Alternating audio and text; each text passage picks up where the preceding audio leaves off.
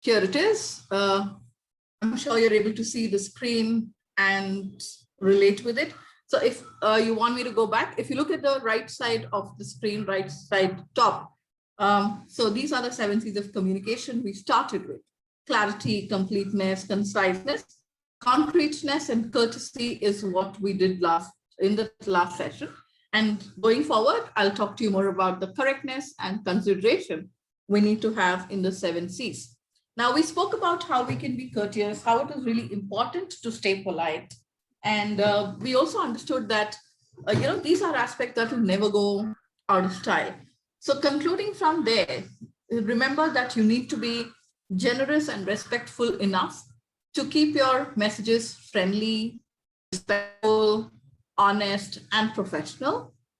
How could you do that? Is by using words like please, request, kindly, thank you, may, etc. So use these courtesy words so that you will be able to communicate as a person who's a professional, at the same time is respectful towards the others, all right? And getting to, I was talking to you about first impressions. And correctness is another way how people assess you, how accurate you are, how credible are you. So if I'm blanking my screen, don't worry, you may not be able to see anything on the screen right now. The whole idea is you focus on what I say and not what you see on the screen.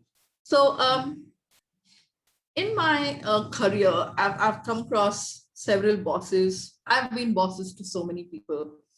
And one aspect that reminds me is of one of my employments with an organization, a UK-based organization. And this was about 7-8 years ago, I guess. And we had this business development manager in our team.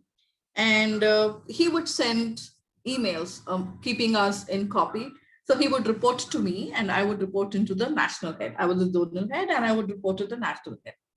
And this business development manager who would write emails, sometimes my boss would be marked on the CC as well. So in one of the very casual chats I was having with my boss, discussing some strategy for the organization, he said, so what do you think about this guy, Madhav? Given him very promising targets this month. You think he'll be able to achieve it? I said, yes, he looks like a promising guy. And Madhav was not too old in the organization, must have been about 3.5, 4 months, I guess. So I told my boss, yes, he should be able to.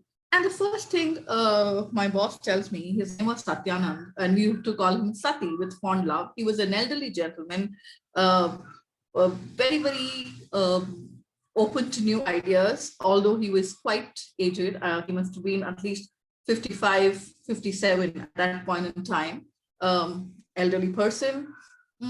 And although he was at that age, he was still very open to new ideas, and he would love the energy people bring in, the ideas people would infuse into the system.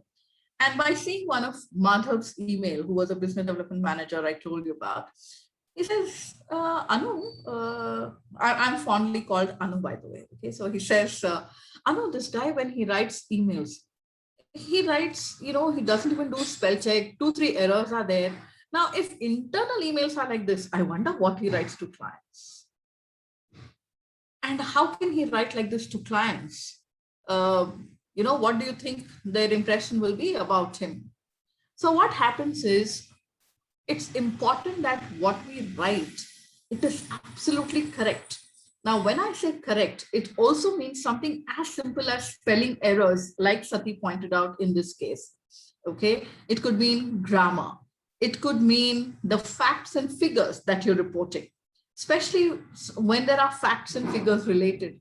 We cannot go wrong. We cannot misinterpret any data. It's very, very essential. Okay, being MBA students, you will realize that from your graduation days, from now, you cannot report anything that is wrong. Whether it is, of course, intentionally, if you're doing it wrong, it's a lethal offense. Even unknowingly, You need to be really, really careful that it should not miss your eye. So how do you present correct communication? Is by ensuring your spellings are correct, by reviewing it, by proofreading it. Because many times, whichever software you use, whether you use MS Word or PowerPoint or Google Slides or anything for your official and academic communication, the software will be able to point out, the error in spelling.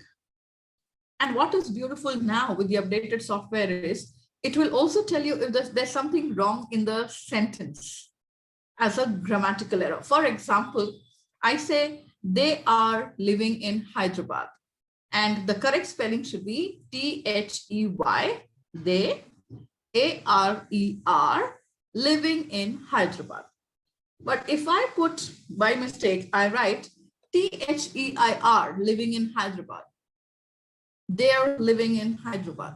That's wrong. That's incorrect. Earlier, the software would not pick this error because there is nothing wrong with the spelling. But the software is smarter today. Thanks to artificial intelligence, thanks to the people who are working behind this, it is brilliant. Now it will show you a blue color line. It will underline it in blue and tell you if there's something wrong with that grammatically. Therefore, do not ignore the red underlines in your MS Word. Do not ignore the blue underlines in your MS Word or Outlook or PowerPoint when you write. That is an indication that something is wrong there. Pay attention, get it corrected, seek advice, do it yourself, or the software itself gives you help. If you right click on it, it will suggest to you how it can be corrected. You can go ahead and do that. Or talk to an expert, just reach out. So the whole point is your communication needs to be correct. There are no two ways about that, okay? So no matter what subject, language, or medium you choose, ensure that the message you communicate is correct. It is accurate, all right?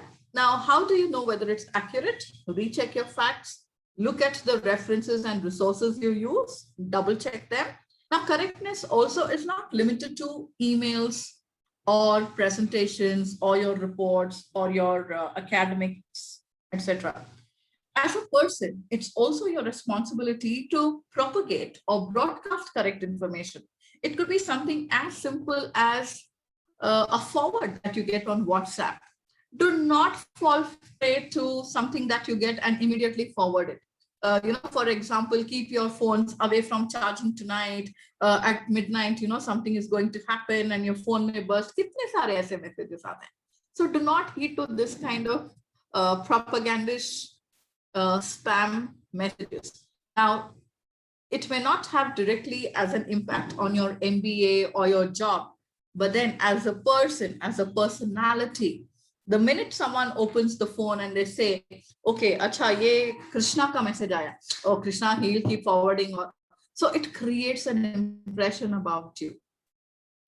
Personal responsibility to authenticate or validate the information that you are passing on, right? So correctness, you could apply to even that. Now back to more business sense of correctness. Ensure you present correct facts. Please do reviewing of your material that you have written, you have typed, you want to post it, ensure it's all checked, reviewed, proofread at least 2 times. At least 2 times.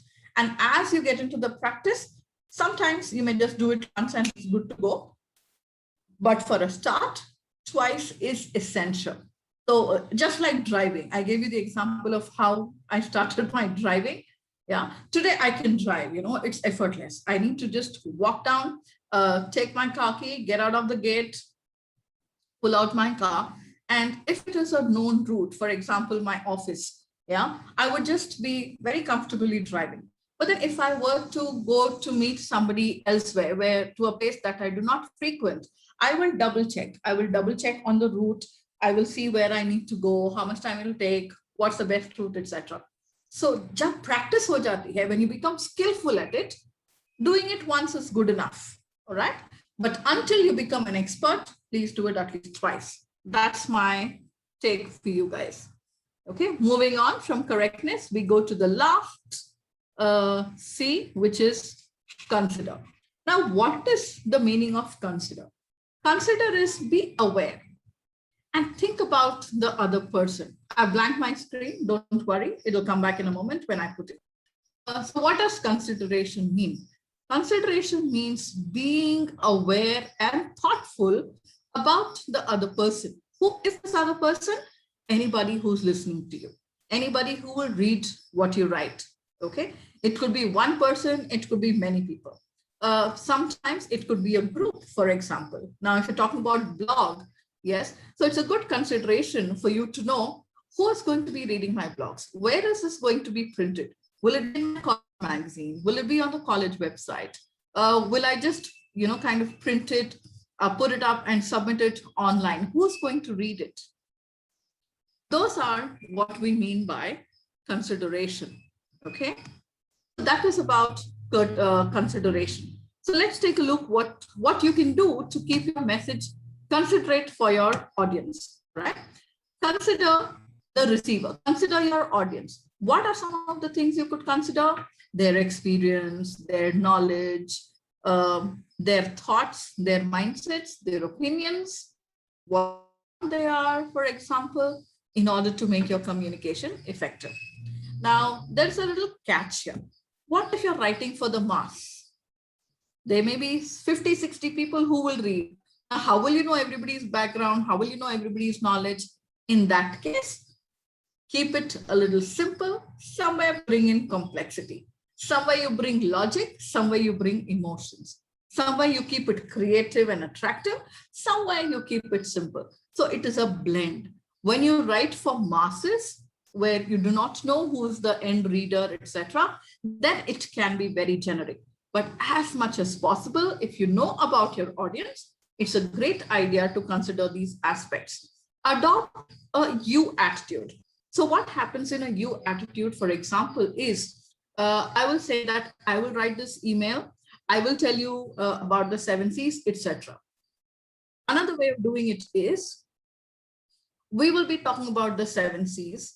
We'll be able to communicate a lot better. So that's the difference between I and we.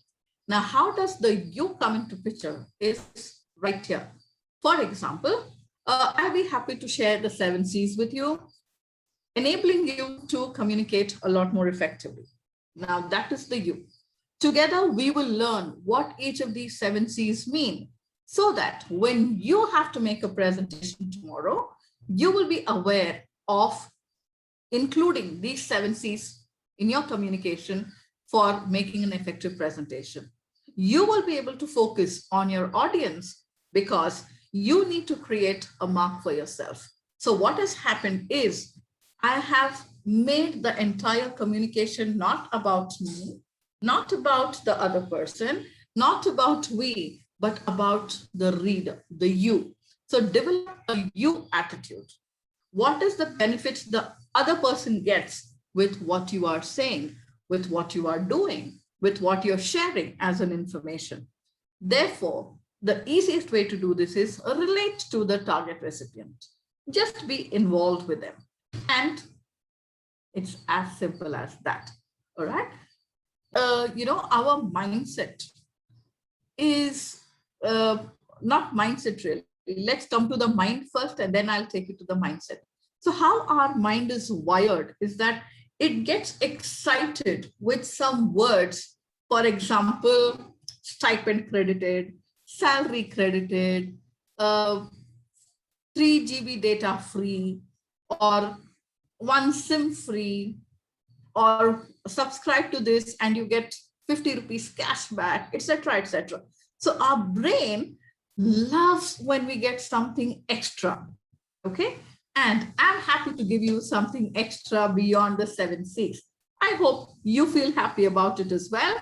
Yes, I am giving you a little bonus. Okay? And what is that bonus is this. I'm giving you the 8th C. Okay, so it's not just 7 C's. Here's my little gift for all of you as a bonus. This is the 8th C. The 8th C is to keep your communication coherent. What does the word coherent mean? It means there has to be a logical sequencing to everything you write, whether it's a blog, whether it's a presentation, whether it's an email, or your projects in MBA from time to time that you will do. So coherence will ensure that your entire piece of communication is linked. One point is linked to another. One point is linked to another. For example, A, B, C, D, E, F, G until Z, and not M, Z, P, A, Q, then Y. No, it has to be in sequential order. So what happens when it is in a sequential order or in a logical order is one point will lead to the next connects to the one after it, and likewise. And what happens very beautifully is that there is an invisible thread that is actually connecting all these points. So remember not to lose focus on your main point. Okay, that is how you ensure that your communication is coherent or logical. Keep your language, keep your tone consistent throughout, all right? And keep focus on the main point, whether you're speaking or whether you're writing emails or presentations, whatever it be, right? And these 7 C's and the 8th C now, it is not limited only to emails, my dear boys and girls. The same concept can be used for presentations, for emails, for your projects, for face-to-face communication, all of it, okay? Now, I have got so used to these 7, 8, 10 C's of communication is that even when I'm talking non-official matters or non-formal environments, informal environments, I still, ensure that the person who's listening to me gets enough information. For example, just yesterday, okay, a friend of mine shifted from his house where he was living earlier from Mumbai. He's back in Bangalore now. So he has his own house in Bangalore as well, but that needs to undergo some renovation. So he was looking for a house for about, a year, 12, 14 months, so that he can redo his entire place. That's going to take a little time, a little more construction, renovation, etc. So he took up a place, the family shifted, and he was looking to get a gas connection. Now, gas connection is a little, it involves a little process, not the private ones where you can just go pay and, the cylinder is yours. There's a little process that goes to it. So what he did was from his older house, he needs to get it transferred. So some of you may have experience, may be able to relate with it. If you don't have experience, that's absolutely fine. Focus on the message that will come out from this incident, which I will tell you anyway. So he came home yesterday and we were helping him with some stuff. And in the afternoon, humko bas itna laga, let's just go and get some ice cream. So I know there's Corona and all that. We were maintaining absolute all protocols, double mask, sanitizer, etc. 3 of us were in the car, my husband, I, and this friend of ours. And this friend also followed all protocols after coming from Bombay. He was in a 2-week self-quarantined at home. He got both his vaccines done. So all that is taken care of.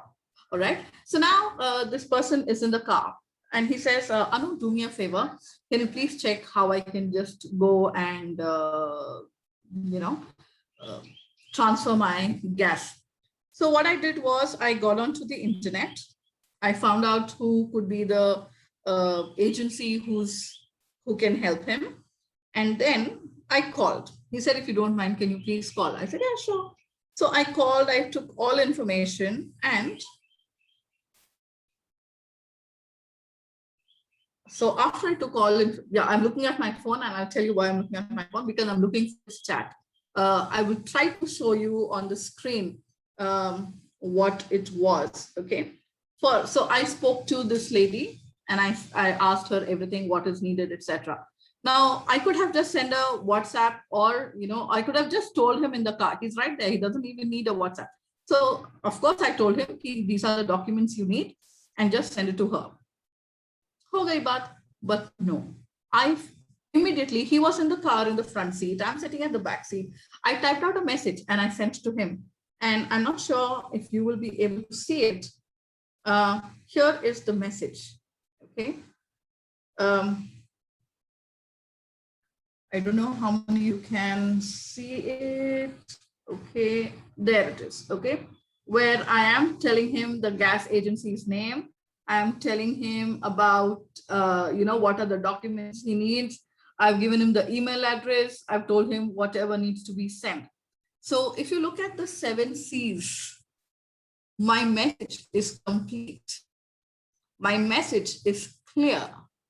My message is correct.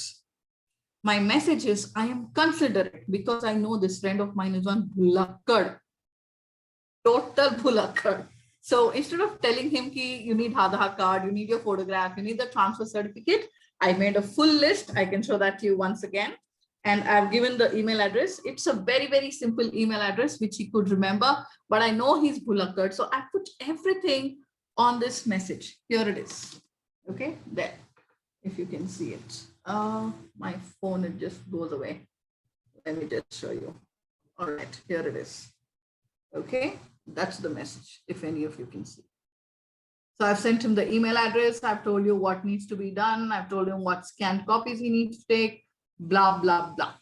Okay, so 7 C's of communication, dear boys and girls. It's not just about emails, MBA, office. It can work even in life otherwise as well. And he immediately, whenever he read the message, he said thanks. And then, he was still at home and he said, "Itna detail mein message diya yaar, thank you so much. Matlab, anytime I need, I think I'll just go to your message and I'll know what needs to be done." I said, yeah, that's the whole idea. So you see, you can become considerate. You can just be helpful to somebody. There's no point sending half-baked information. It's not good for anyone. So yes, it takes a little effort. But then once you start doing it, it just becomes a practice. And this was just yesterday, right? Great. So let's move on from the 8 C's.